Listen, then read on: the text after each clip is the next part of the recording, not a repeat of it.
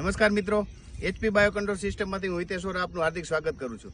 આજે ભાવનગર જિલ્લાનું મહુવા તાલુકાનું દેગવડા ગામ છે, ત્યાં અમે મગફળીના ફિલ્ડ ઉપર આવેલા છીએ।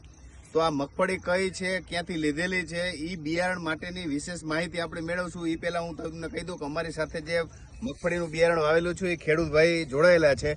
તમારું નામ શું? જાદવ મહેશભાઈ નથુભાઈ, ગામ દેગવડા। અને આ તમે કઈ મગફળી વાવેલી છે? તિરુપતિ 39। મિત્રો, એચપી બાયોકન્ટ્રોલ સિસ્ટમ અને તિરુપતિ એગ્રી ઇનપુટ્સની જે તિરુપતિ 39 નંબરનું જે બિયારણ આવે છે એ આ ખેડૂત ભાઈએ વાવેલું છે। એ તમે જોઈ શકો છો કે આ 39 નંબર એટલે કે મોટા પોપટા વરી અને વહેલી પાકતી જાય હોવાથી આ ખેડૂતોએ પસંદ કરે છે। હવે ખેડૂત ભાઈઓનું એવું કહેવાનું છે કે આ વિસ્તારમાં જ્યાંથી મગફળી વાવેલી છે ત્યારથી વધારે વરસાદ હોય તો આ વિસ્તારમાં છે। અને આજે 16/9/2025 એટલે આજની તારીખમાં પણ તમે જોઈ શકો છો કે વરસાદી માહોલ છે। હમણાં થોડીક વાર પહેલા જ આ વિસ્તારમાં છાંટા ખરતા હતા, એટલે આજની તારીખમાં પણ વરસાદ ચાલુ છે।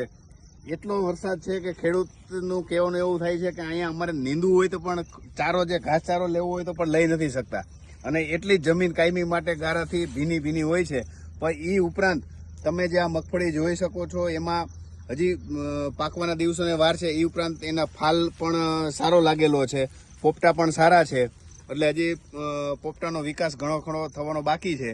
પણ જો વરસાદ વધારે હોવા છતાં આટલી લીલી અને કેર કરેલી મગફળી, એટલે આમાં તમે ખર્ચો કેવો કરેલો હશે? શું તમારો આમાં અભિપ્રાય છે? દવા માવજત કરેલી ટૂંકમાં? બરોબર, ઉપરથી કોઈ ફૂગનાશકના સ્પ્રે કેવા કે નહીં, કોઈ ઓછા ખર્ચમાં જ કરેલું? દેશી ખાતર કે એવું કયા જમીનો ભરેલું?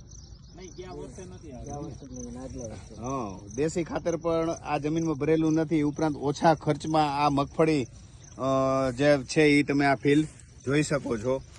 તિરુપતિ 39 નંબરનું આ બિયારણ છે। આભાર।